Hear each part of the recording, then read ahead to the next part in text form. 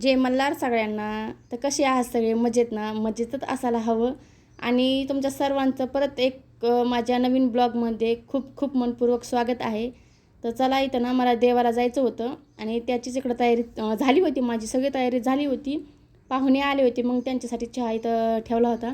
आणि व्हिडिओ ना मी सकाळपासून शूट केला असता, पण सकाळच्याला इतकी घाई गडबड असते कुठं जायचं म्हणलं तर, त्याच्यामुळे काही व्हिडिओ शूट करणं होत नाही.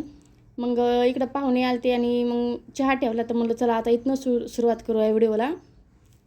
पाहुणे खूप सारे येतात तसे आमच्यासोबत जाण्यासाठी, आणि जायला ना आम्ही आमच्या टेम्पोमध्ये जाणार आहोत. तर दुसरी आम्ही गाडी वगैरे काय लावलेली नाही आहे.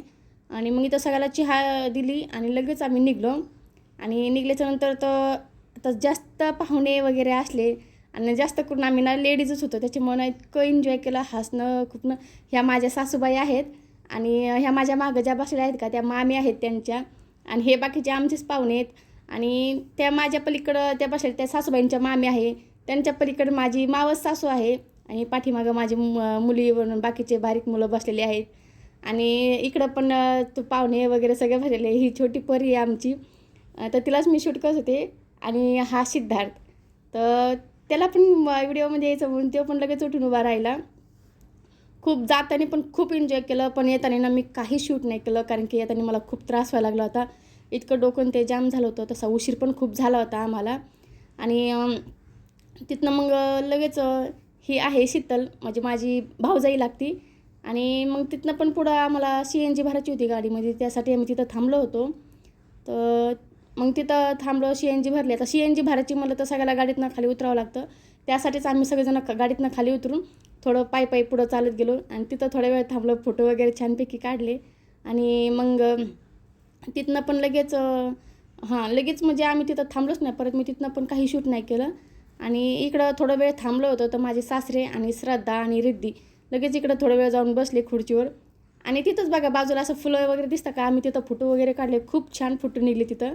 आणि मग तिथं गेलो, मग तिथनं आमचे गेलं की आम्ही लगेच रांगेला उभे राहिलो आणि दर्शनं वगैरे झाले आमचे. तशी खूप काही गर्दी नव्हती, थोडीच गर्दी होती, त्याच्यामुळे लवकरच दर्शनं झाले. तिथनं पुढं मग तिथं जेवण पण चालू होतं, म्हणजे कुणी जेव घालत होतं, तर कुणी काय, तसं मी पण डबा वगैरे नेला होता सोबत. पण आम्ही तिथं खाल्लं सगळ्यांनी. आणि ते पाहुणे आहेत का, तर त्यांनी आम्हाला सगळ्याला जेव घातलं. आणि ह्या माझ्या सासूबाई आहे, त्यामध्ये आम्ही जेवतो, मग नंतर बोलू. तर त्यानंतर बघा हे माझे भाऊ लागतात. मग भाऊ आहेत माझे, ती त्यांची बायको, ती तिकडं आमचा हसी मजाक चालला होता. तर मी त्यांना म्हणत होते, मी तुम्ही जे बोलताय का तसं डायरेक्ट मी रेकॉर्ड मोबाईल व्हिडिओमध्ये टाकून देईल. आणि खूप एन्जॉय केला आम्ही ना, खरंच छान वाटलं एकदम.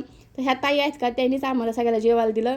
आणि त्यांना पण मग माहीत झालं मी व्हिडिओ करते, तर ती त्यांची मुलगी ना मला विचारत होती, तर काकू तुमच्या यूट्यूबचं चॅनलचं नाव काय आहे, तर मी तिला सांगत होते तेच.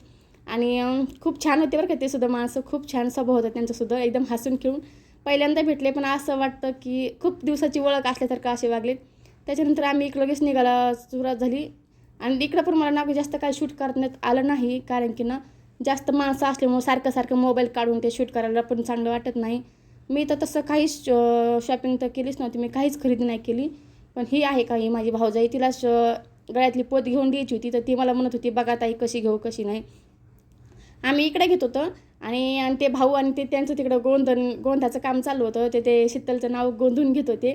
आणि तिकडं बाकीच्या बाया काही खरेदी करत होत्या, माझ्या सासूबाई त्या, त्यांना पण तवा ते घ्यायचा होता, तर ते चालू होते त्यांची खरेदी.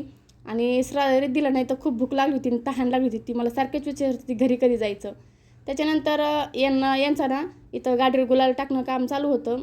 तिथनं लगेच आम्ही घरी निघलो. आणि घरी आल्यावर ना इतकं माझं डोकं ते दुखत होतं, मी बाकीचं काही शूट नाही केलं. बाकीचे सगळे माणसं ना गाडीत बसले होते.